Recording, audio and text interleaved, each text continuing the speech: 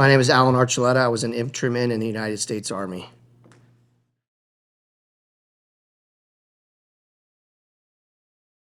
Yeah, I was actually in Iraq my first cup of coffee. I didn't like coffee. I love the smell.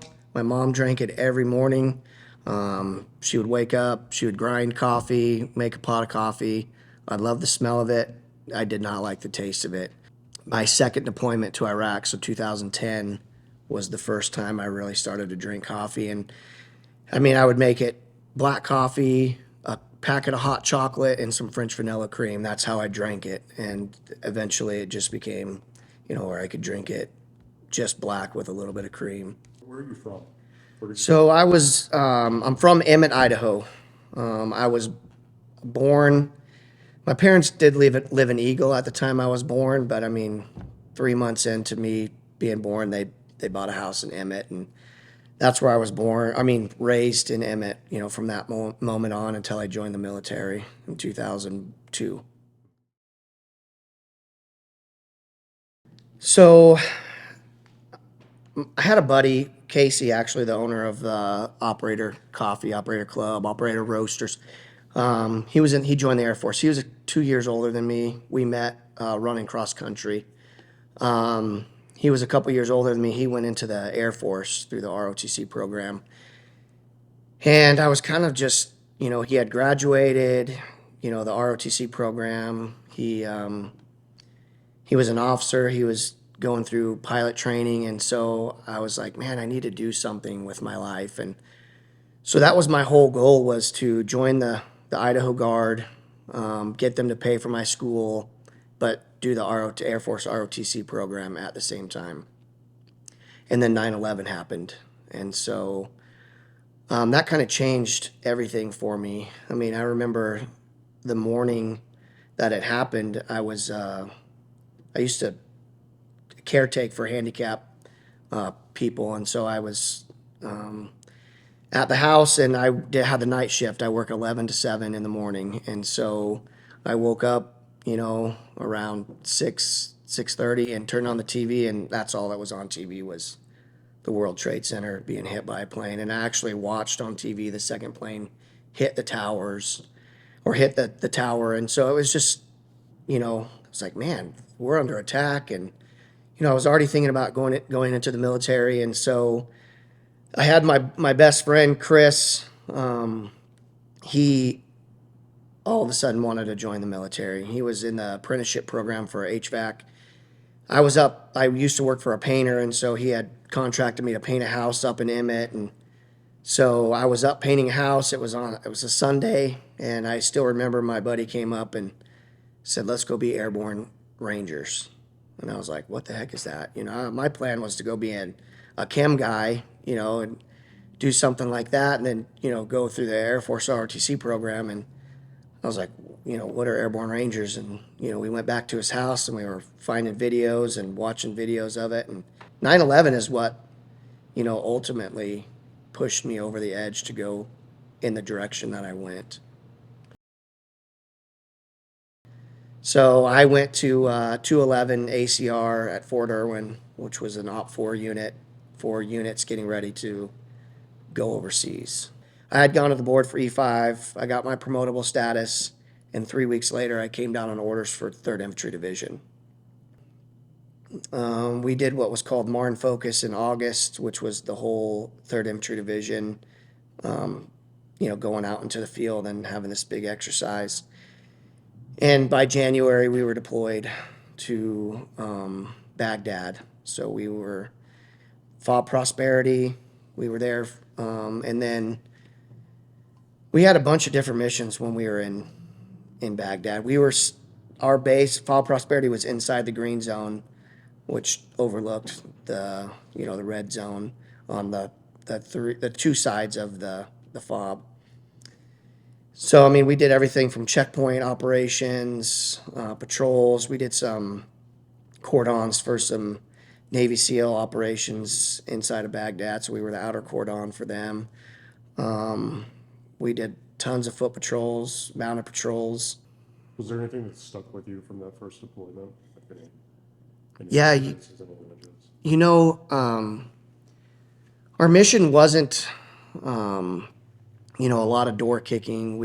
At being an infantry unit, we didn't do a lot of that. We did some missions, but not crazy. Um, but yeah, the people. I mean, a lot of the people liked us there. Third Infantry Division. This wasn't their first time. I mean, they were there during the invasion, and they would see our patches on our shoulder, and they knew exactly who we were, and they knew that Third Infantry Division had gone in and taken out Saddam or made him flee. So he wasn't in power anymore, and they were, a lot of them were happy that we were there, and the kids, you just felt, bad for the kid, the living conditions, stuff like that. I mean, there was things that happened, suicide bombers in restaurants, where kids were killed, innocent people were killed, so stuff like that. I mean, stuck with you. I remember being at one, it went off and we were at the checkpoint, but some of us went down because it was just right down the street from our checkpoint. And even by the time we got there was maybe 7 minutes, they had already cleared out all the injured people. So, just going to the entrance of that cafe to see the carnage left behind and then turn around and there was, 20 reporters taking pictures and stuff like that. And then a couple weeks later, I ended up on the front page of the USA Today. And then a couple weeks later, I was in Time Magazine for that same photo op. It wasn't planned or anything. We were just there and turned around and there was everybody and somebody sold the pictures to USA Today and in the Time. And so I was, on the front page and in Time Magazine. But the smells, I mean, I'll never forget the smells. I mean, burning trash and tires and stuff like that. I mean, you smell that stuff every once in a while and it can send you back. Things like that will stick with me. I mean, forever. The stuff that you see that you should never have to see and stuff. It was a lot easier of a deployment than some of those guys had, where they were actually kicking indoors and seeing their buddies get shot, or driving down the road and having VBIEDs blow up or IEDs blow up and losing people. We didn't lose anybody, and so when that kind of stuff happens, your morale tends to be a little bit better because you went with everybody and you came home with everybody. So I came down on orders, went back to Fort Stewart, and was stationed with 3rd Infantry or 315 Infantry. So when I got back there, I was supposed to go to Alpha Company 315, and when I went into HHC to in process through the battalion, my old platoon sergeant was now the first sergeant and saw me, and I said, "Oh, hey, what do you have over here in HHC?" And he said, "I have a squad leader spot in the Scout Sniper platoon." And I said, "I'll take it." So I didn't want to go back to the line. I wanted to go, I wanted to do something a little bit more exciting. So I was a squad leader in the Scout Sniper platoon in HHC 315, so infantry. We were set up to go back to Iraq, and that Scout Sniper platoon was going to be a fun thing. And we got there in July of 2010, and by September of 2010, they turned it from Operation Iraqi Freedom to Operation New Dawn, and there was no more boots on the ground. So for an infantry guy, that just meant your job was completely done. Like we were not going to be doing any kind of missions. We weren't going to be doing route overwatch. We weren't going to be doing anything. We didn't even know what we were going to do. And so no more boots on the ground meant, well, you could be in a vehicle. And so from Ramadi to Fallujah, we were stationed in Ramadi. From Ramadi to Fallujah was 13 miles, and they wanted us to do down and back, and it was supposed to take 3 hours. So the time sitting in a vehicle for 26 miles to take 3 hours it was brutal. You know, there was nothing happening. I mean, by this time there was, you know, Ramadi and Fallujah at one point was a place you didn't want to be. Like, it just wasn't a fun place. And so we were excited because we were going to this, you know, place where it was, you know, where there was action, and there was no action. I mean, there was nothing. I mean, we didn't do anything. So we did those patrols for a while, and then they put us on a State Department mission where we went and worked with the State Department officials who were going to different meetings throughout Ramadi, and we were basically their security detachment. So it was a little bit better. You know, we at least got to get out and walk around and walk through the city and be with, you know, these State Department officials. But shortly after that, we were taken off that, and we were sent to Fallujah to train the Iraqi Special Forces. And when you think about Iraqi Special Forces, those two words don't go together because they don't. And so we went out, and I remember still this, I was in my, you know, in my room, and the PL came by, and he was like, "Hey, Archie, we're going to go out to Fallujah." And I was like, "What?" And he's like, "We're going to go train the Iraqi Special Forces." I was like, "Oh my God, this is going to be horrible." He was all excited. This guy was just, I was like, "This is going to be horrible. That's not what I want to do." And so we go out and we train the Iraqi Special Forces.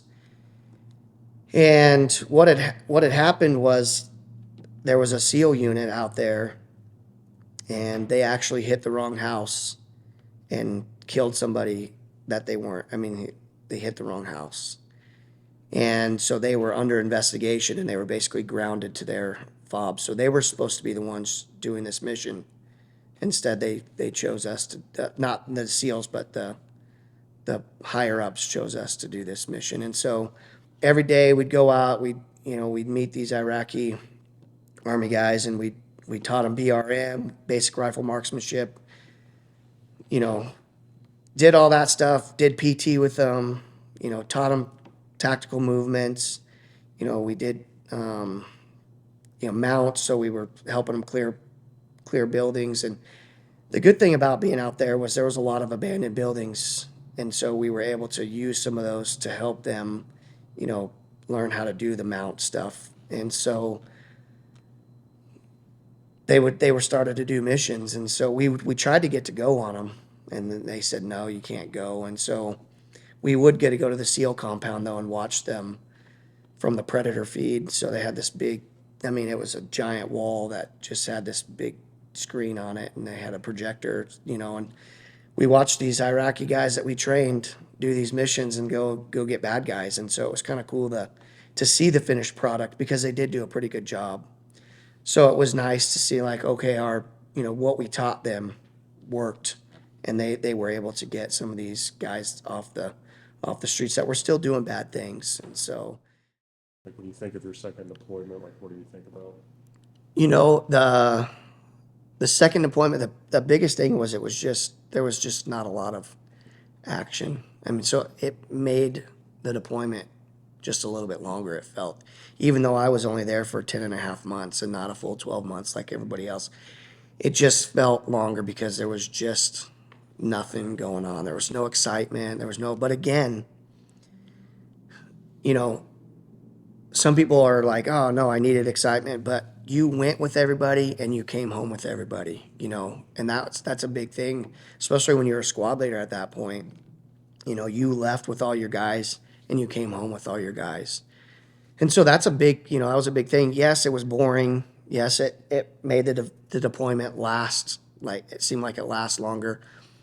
But just seeing the work that we did with those Iraqi soldiers, you know, that was huge. I mean, we watched them do several missions where you're just like, man, those guys look good. I mean, they're doing everything that we taught them. You know, we took them from guys that couldn't do jumping jacks, couldn't do push-ups, you know, didn't know what they were doing, couldn't shoot rifles because they were not using AKs anymore. They were using M16s. You know, guys they couldn't do anything, to now they're running these missions and they're capturing bad guys. And so, you know, that was just a big thing to look at and be like, yeah, we trained those guys. We taught them how to do it. What those guys are doing now, I have no idea. You know, it's sometimes you like to see. I remember their PL. He was the only one with an ACOG on his rifle, and he was he was assigned to their unit a little bit late, and so they had me go train him in BRM, just him and me, and I got him to be able to shoot from 50 meters, shoot through a nickel, and he thought that was the coolest thing, and he was taking those nickels to his platoon, and he was showing them what he could do with that ACOG, and I mean he was so stoked that he could put a round through a nickel at 50 meters with his rifle and ACOG. So just things like that. I mean, it was fun. I mean, it wasn't terrible doing it once we got into a rhythm of training those guys, but from being told that that's what we were gonna do to the end, yeah, it felt like we accomplished something. And so I knew I didn't want to just get out completely, so I joined the Guard before I got out and joined the Idaho Guard. So Casey actually had started an ammo company, and I had a job as their warehouse manager coming off active duty. So I got home February 9th, 2014, and started with Snake River Shooting Products February 18th of that, same month. And just was a warehouse manager, so I, did inventory stuff, shipped out, things. We actually were the manufacturers of Team Never Quit ammo, which was Marcus Luttrell's ammo brand, and Marcus Luttrell's the lone survivor. And so we met him at SHOT Show in January of that following, so January of 2015. We met him, and we had a 3-year contract to manufacture the ammo for Team Never Quit ammo, which was sold in Cabela's and stuff like that. So that was fun. But then, I felt like I needed more, and so I wanted to go back to school. And so I left Snake River Shooting Products after a year and a half and just went back to school full time, and that's what I did. I've bounced around a lot. I have not found something until now where I'm just like truly happy. Like it's hard. I mean, it is really hard. I don't like a lot of people. It's just one of those things. And my family tells me I'm different. I don't think I'm any different, but people that have known me for years are like, yeah, you're different after coming back. And I just haven't found anything. I've bounced around. I've done several different things. I had the Snake River Shooting Products. I worked there. Then I went back to school. While I was in school, I had I was an ammo guy in the Guard. He was the ammo officer, so he was my boss. He worked out at Gowan for the state. And he said, hey, we need a guy to come out and just change filters for the HVAC crew. They lost a guy to deployment. He's on deployment, and they're already down a guy. So now they only have 2 guys. They need somebody to come help them change filters. Do you want to do that? I said, sure. Yeah, that sounds like, it's a part-time job. I didn't have to, I basically made my own hours. I didn't have to go in at a certain time because I was going to school, and they knew that. And I was a temp tech, so I only had 1,080 hours that I could work throughout the year anyway. So I didn't have that full time that I could work, and so I did that, and then I graduated, and that ended up turning into I got extended. My 1080 got extended, and then I went to my buddy's wedding up in New York, my buddy that I joined the military with, and saw one of my buddies we had been friends before I went in the Army, and he was one of our best friends, but he had moved to Oregon, so I didn't have a lot of contact with him, and he was there, and then that's when the whole starting the coffee shop thing happened. And so I left that state job and went into business with my buddy and his wife, and then my wife and I did the coffee shop. And then from there, it just kind of, I've just done, I mean, I had a CBD shop of my own. COVID hurt that. I went and sold copiers and printers. I'm not a sales guy whatsoever. You come to me, you want something I have, I can sell you all day.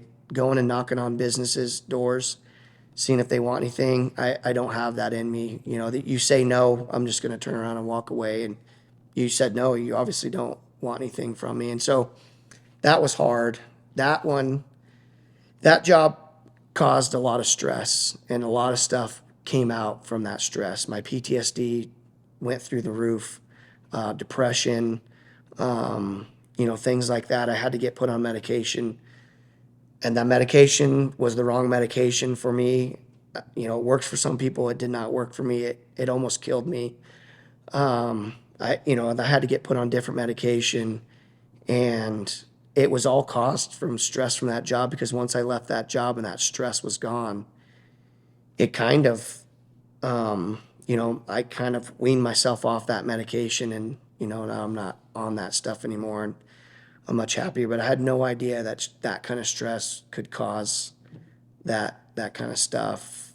From that job, I have a couple of buddies from high school that own 4 UPS stores. And so I just wanted I didn't want to have any kind of responsibility. I just needed a job that paid me. I didn't really care. I just needed something. And so I messaged one of my buddies. I said, hey, you have anything in Nampa? I know you guys own the store in Nampa. Do you have anything in Nampa? And he's like, oh, yeah, I have a leadership position you'll be great for. And I'm like, I don't really want a leadership position, but I understand. And so I said, yeah, I'll take it. And I was given the job there, and within 2 months, I was the GM at the UPS store in Nampa. And I did that for almost 2 years. And that really, working in retail like that, just bad taste. People are rude. They don't care. And so I actually just retired. I just said, I don't need to work anymore. I'm 100% disabled, and so there's, a pretty good chunk of change that comes in from that, and I didn't need to work anymore, and so I stopped. I didn't work from October to February. I just was at home. I just relaxed. It was kind of nice. You talked about bouncing around between different jobs and Yeah. trying to figure this out for yourself. What was going through your head during this time? Like, what the thoughts, feelings were you having about Like, life and yeah, why everything? why couldn't I find something that I enjoyed doing? Like, what was wrong with me? Like, what caused me to just not, I didn't want to work, I didn't want to do anything. And so, and it wasn't always like that. It's gotten worse as I've gotten a little bit older, and but it was always kind of like, why, what's wrong with me? Like, why can't I find something, that I want to do, that I enjoy doing?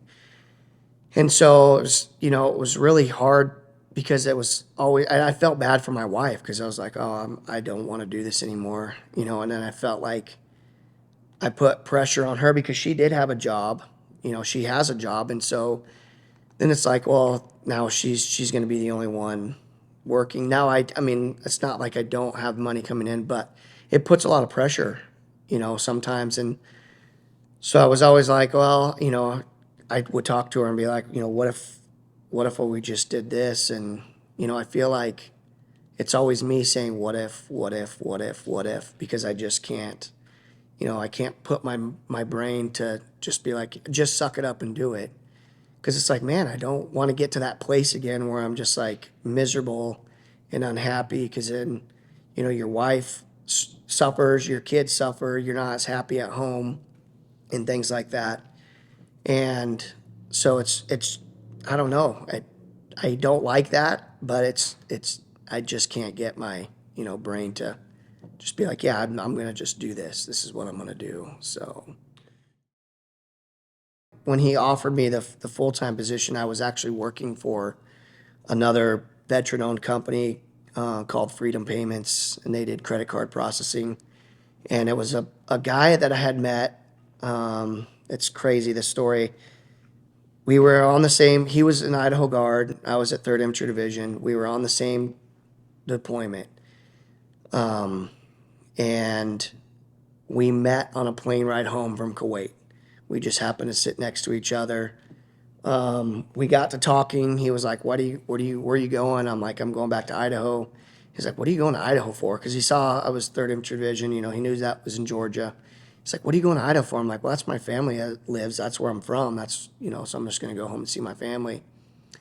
Through that conversation, we realized his mom and my mom worked in the same office together. And so, this is in 2011 and we're still friends today, and him and his buddy that was his squad leader on deployment started Freedom Payments, and I was the guy that programmed the machines and then went to the businesses and set the credit card machines up and then serviced them if there was anything wrong. So I was doing that, and then I was roasting for Casey on the side. He had a roaster, things fell through, and then he needed somebody to come help him do that. And so I would just come in the evening times. I only worked part-time for Freedom Payments, and so I'd come on my days off or in the evening and just roast for him, and knew I liked and enjoyed it. And so when he knew he had to leave to go back to Colorado, he knew he needed somebody in here full time, and so that's when he presented me with that. And so it kind of just worked out for the best. Do you feel like you found maybe some of what you're looking for with this roaster? Yeah, I enjoy roasting coffee. I mean, it's quiet. I get people in here every once in a while, but it's not something to where I'm, just constantly dealing with the retail side of things. I can just roast my coffee, I play my music. It's chill. It's easy. It's not hard work. And so, yeah, I enjoy doing it. And I don't go home. I don't wake up going, I have to go to work. And that's how it was for almost every single job I had. I would wake up and I'd be like, I don't want to go to work. I don't want to do this. I'd go to bed at night, your anxiety, you can't sleep. You fall asleep, but then you don't stay asleep because it's just that anxiety of like, I don't want to go to work. I don't want to wake up and have to go to work. And so it's not like that with this job. I don't wake up and just, think, oh man, I have to go to work. It's I get to come to work. I get to, hang out. And when Casey was here, he's one of my longest, we've known each other since I was a sophomore in high school. And so, it was easy for us to work together, and then now it's just me. And so, I don't mind being by myself, just doing what I'm doing. So yeah, it's good. Don't stop looking for something that you enjoy. Don't stay somewhere, if you can manage to not stay somewhere just because, it's a paycheck. Because for me, it was miserable. I mean, my family suffered. I would come home. I would just sit down on the couch. He's 9 now. He's about to be 10 this month, and my daughter just turned 6. I mean, they want to do stuff with you, and when you just come home and you just plop down, they suffer. I mean, Daddy doesn't want to do anything. They don't understand, what you're going through because they don't know what you're going through. And so, for that, it suffered, and my wife would be like, well, let's go do something. And I'd be like, I don't want to do anything. I just want to sit at home. And so, my advice would be to try your best, try everything you can to find something that you love, because life is too short to be miserable in something. And if you were to leave that job, your place of business is going to find somebody to replace you right away. Your family's not going to be able to replace you, and so find something that you want to do and enjoy. So, really just my family, I mean, like I said, my son's about to be 10. and my daughter just turned 6, and so I mean they're young. I'm 45, so I'm not as young as I would have liked to have been having kids, but I still want them to enjoy life and to have things that they look forward to, and not just remember me as somebody who just came home and plopped down and didn't do anything. And so, you know, I've made it a point to try to do more things, like my daughter, let's go on a daddy-daughter date. And, it's simple things, like a McDonald's Happy Meal and the dollar store, like those kind of things, they'll remember, and going and throwing the football and stuff like that with my son and stuff. So yeah, my family, and then, being able to want to go do things with my wife. There was a time when I didn't want to do anything, and it was a struggle for me to go out, and want to be outside of the house just to, go sit down and hang out or, do whatever. So yeah, my family, I just want to be there. I want to be able to do things. And, I want my kids to remember me as somebody who was there and did things, when they wanted to. Yeah, so I mean, even when I was working for Freedom Payments, it was a good job. I mean, it was with a couple other veterans, and I mean, I enjoyed it, and it it gave me that, it felt like I was doing something because their mission was to help businesses, and it was, they gave back to veterans, and so, to be a part of that was something like, okay, yeah, I'm a part of something that's bigger than me. They're helping veterans, and so what I do is, helping those veterans as well. And the same thing here. Part of the proceeds for all of our sales go to OTHINK, and Gary Bartels has done a fantastic job with, veterans and stuff like that. And the veteran suicide rate it's just crazy to think about. 22 a day on average, and for people like Gary Bartels and when I worked with Freedom Payments, it was Idaho Backcountry Veterans. For them to give back, and to find veterans and to, help pull them out of dark holes sometimes and offer them things that they are going to enjoy doing. Idaho Backcountry Veterans, they take people on hunts and they do a lot of stuff. And OTHINK is really about, combating veteran suicide and stuff like that. And so, when you're working for and the stuff that you're doing goes back to something bigger than you, you feel a sense of accomplishment no matter how small of a part of that business you are. My purpose in life would be to leave it better than how I'm in it. I want my kids to be better than me. So I want to impart stuff on them to where, yes, they will do bigger and better things than I did. I always, the lessons that we can teach, our children. I mean, our world is messed up. I mean, it's not, it's changed so much from when I was a kid to where it is now. And so, for me to be able to impart things on my children and for them to be better, strive to be better than me, my purpose is, I just want them to grow up to be happy and love what they do, love who they marry, and just be happy. It's there's not a lot in this life where, you know, it doesn't take a lot to be proud of what you do in this life.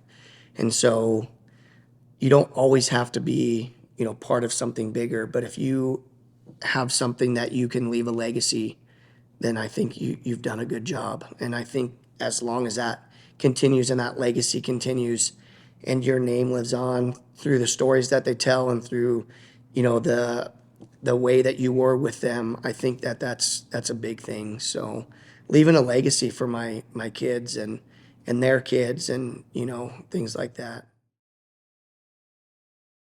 I mean, success can be small things. I mean, when when I was struggling with the depression and anxiety and things like that, success was getting up and taking a shower and grooming myself and going to work. I mean, that was success for me at that moment in life.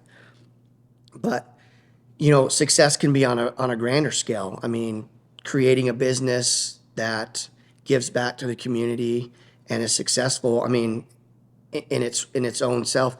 I mean, that's success. So I mean, success is it's a relative term because for success, I mean, for some people, success is very small things that some people would be like, wow, you got up and you showered and you went to work.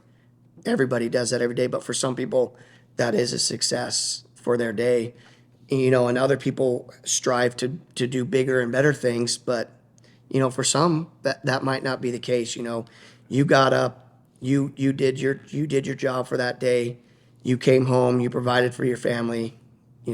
That that's a successful for day in a lot of people's, I mean, especially veterans. They were able to do that. Especially after getting out of the military.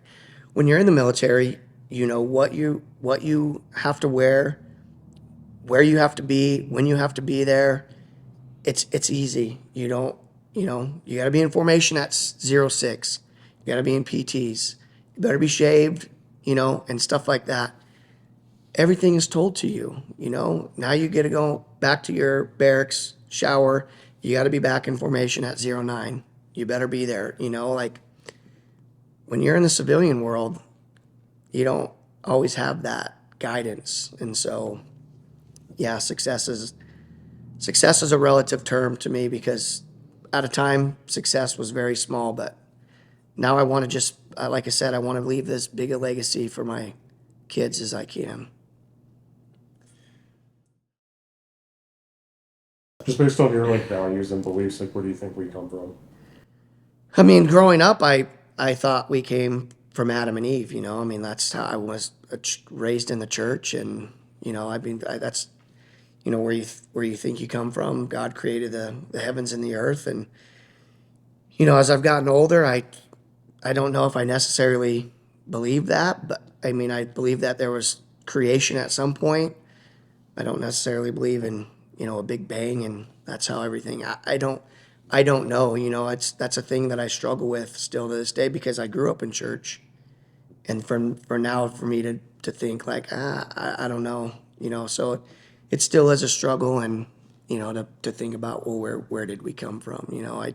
It's simpler for me to just think like, well, my great grandmother birthed my grandfather, and then they had kids, and then my father had us, and now I have kids. That's where I came. That's where I come from. From my family. So So staying on these heavy questions, what what do you think happens to you after you die? I don't know. Like what is I, destiny? I mean, I know what I've been taught. I know, you know, but I honestly nowadays I don't. This is this is where I have trouble, and I mean, I don't know. I don't know if there's a heaven or a hell. I don't.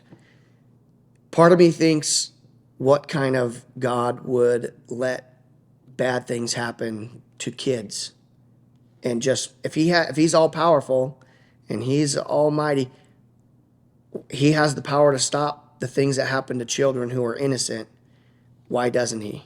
So, and then why would he have me, if I don't worship him and I don't, praise him and do it, you're just going to send me to hell for the rest of my life? Like, it's hard for me to understand, like, if I don't get down on my knees and worship you, that I'm no good. And, why did you create me? You knew it was going to happen.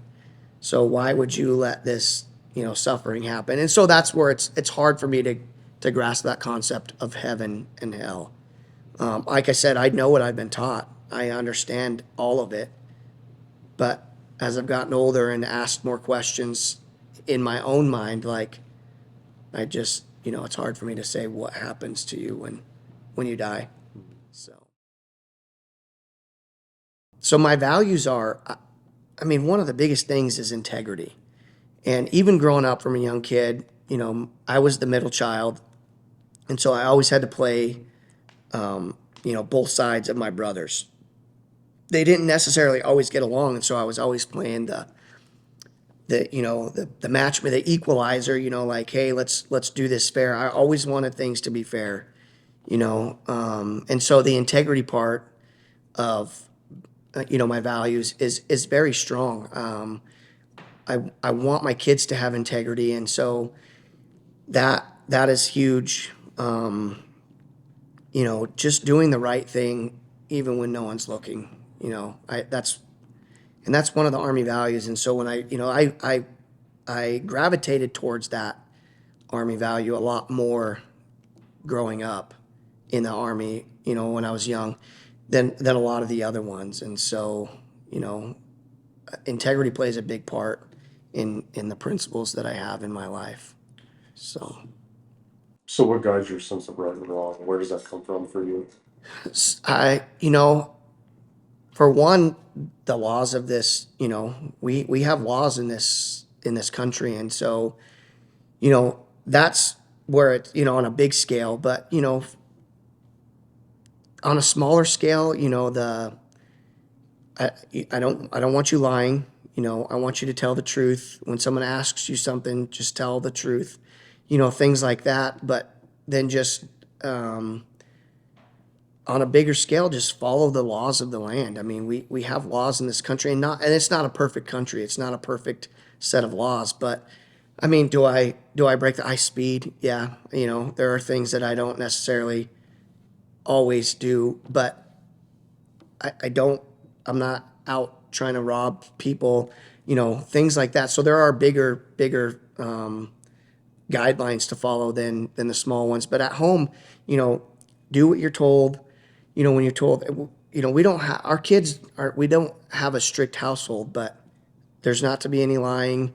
We don't necessarily want you to keep secrets. Yes, everybody has the secrets, but they're 9 and 6. What kind of secrets can they really keep? But obey what we tell you. If we set guidelines and rules, we expect you to behave and to follow those guidelines and rules, just like we would out. And I think that does set your kids up for success.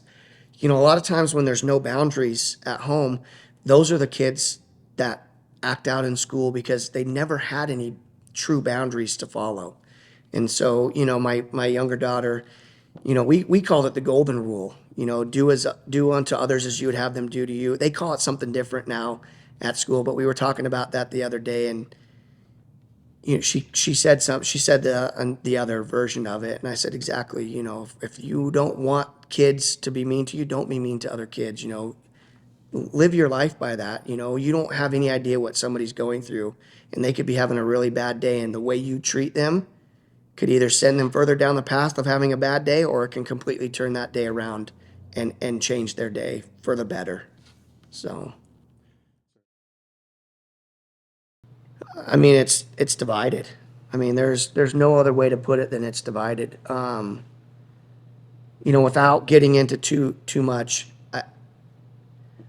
I think that our politicians want us to be divided, and that it drives me insane. Like when I was a kid, from when I can remember, and they would introduce bills.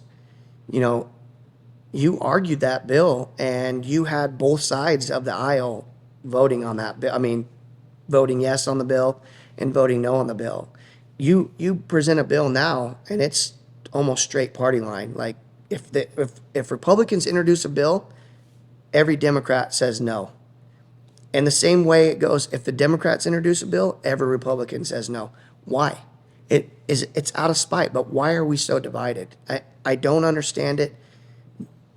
Unfortunately, it seems like that's how they want us to be, but both sides have valid points on what they do.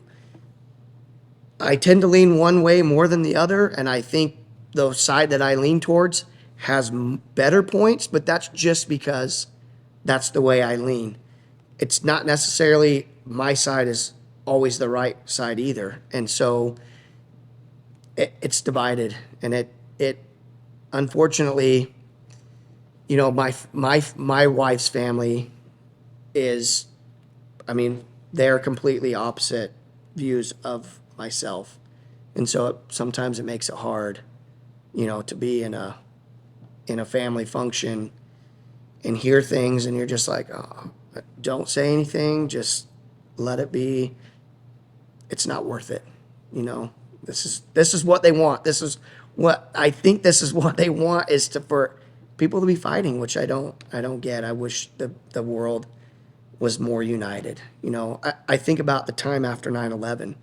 Like, man, the country was just so united after that. And then it's just gone completely the opposite to me. And it makes it hard. It makes it hard to raise your kids because they're hearing everything. And I mean,